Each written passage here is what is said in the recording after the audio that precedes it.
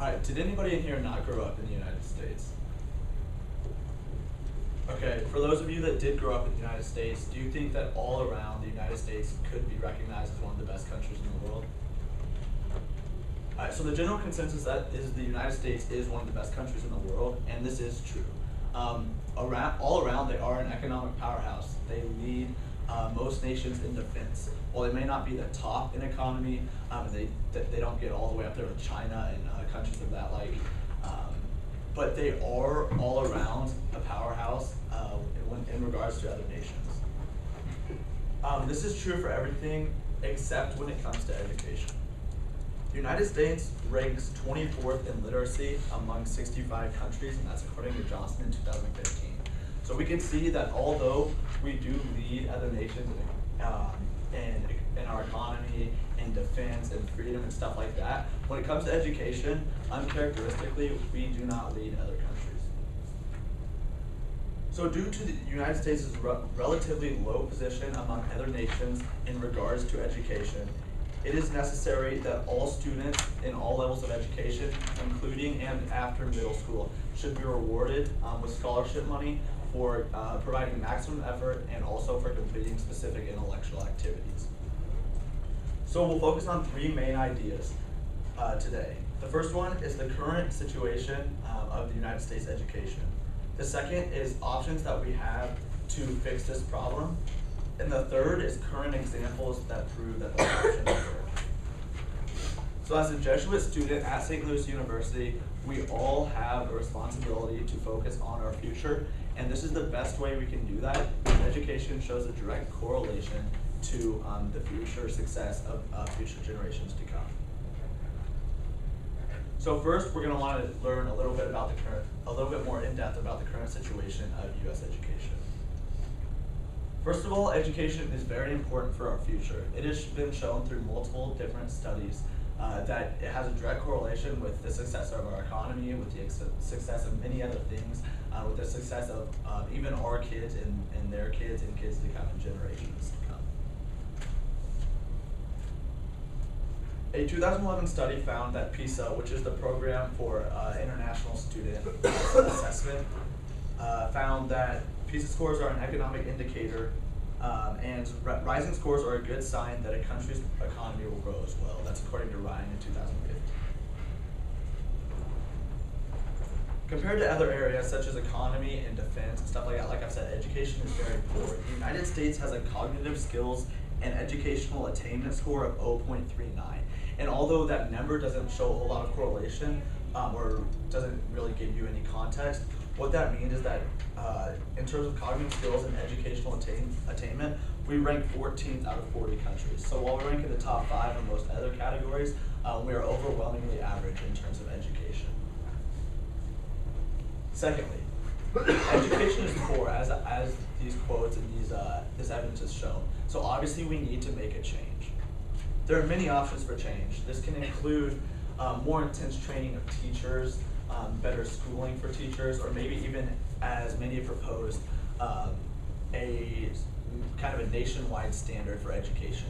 So many different people and organizations have proposed these ideas to make education better in the United States. But the fact is, as we've seen, Common Core and stuff like that really just brings up a bunch of controversy, and in the end, doesn't really end up working.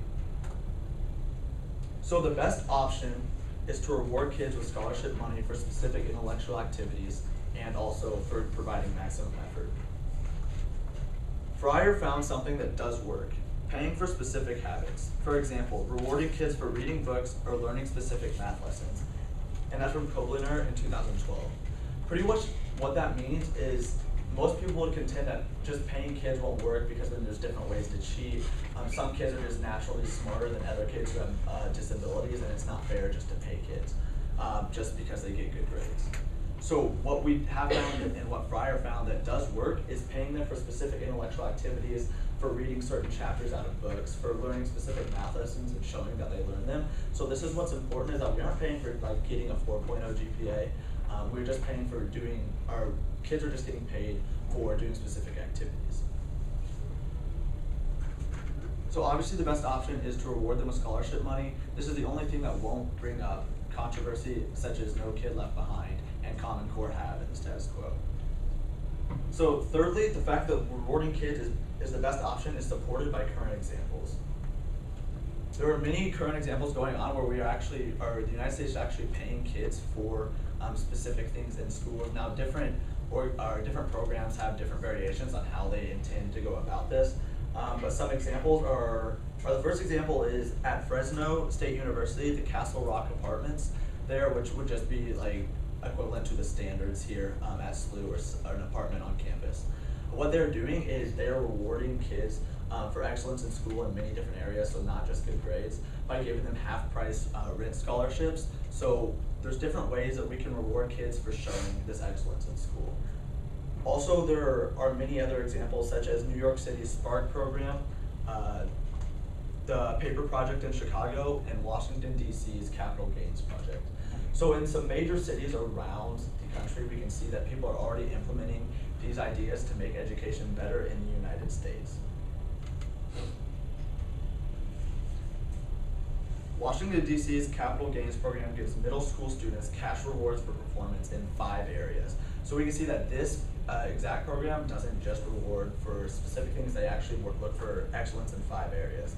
Attendance, behavior, and then 3 academic measures such as completing homework and earning high grades, and that's according to Hardin in 2015. So pretty much what we see here is that programs going on in the status quo in certain cities actually work very well as opposed to the Common Core and stuff like that. So if we can generalize this and make this a United States-wide thing, we will see an increase in education. We'll see that the United States starts to move up the ranks and become a powerhouse in education as well as, like we already are in economy and other sectors.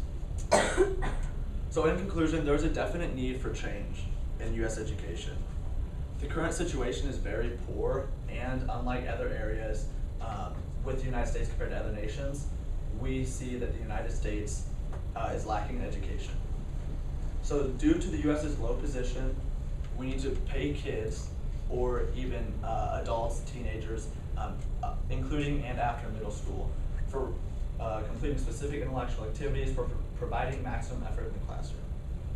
The main counterargument that people would bring up, they would say it's unfeasible to go nationwide, essentially, or that it's not fair to kids that are smarter than kids. We'll see that this actually isn't true because the programs that are doing it right now have proven that it can be done. And since we aren't paying for just good grades, it provides a level playing field for all students, whether they have a disability or whether they really excel in the classroom. If you're interested in the future of generations to come, the first thing we need to do is acknowledge the problem and change it through petitions and through the support of current programs such as the ones in New York City and Chicago, so that one day our kids and their kids can live in the best educational country in the world.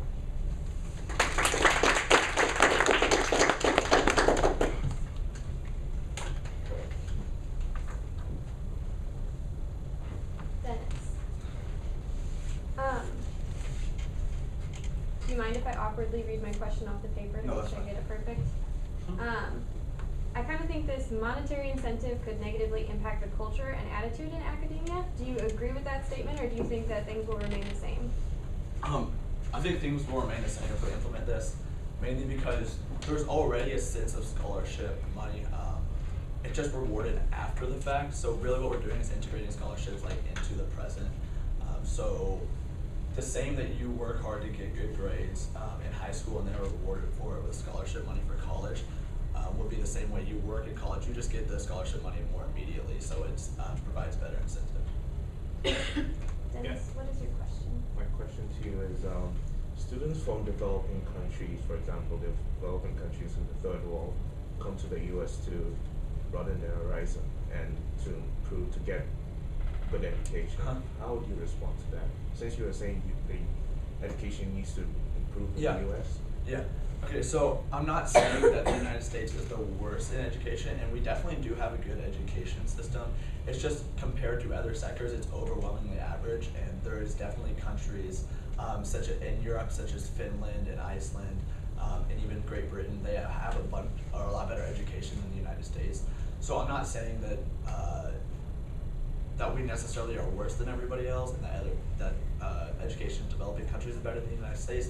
There's just definitely room for improvement in the United States.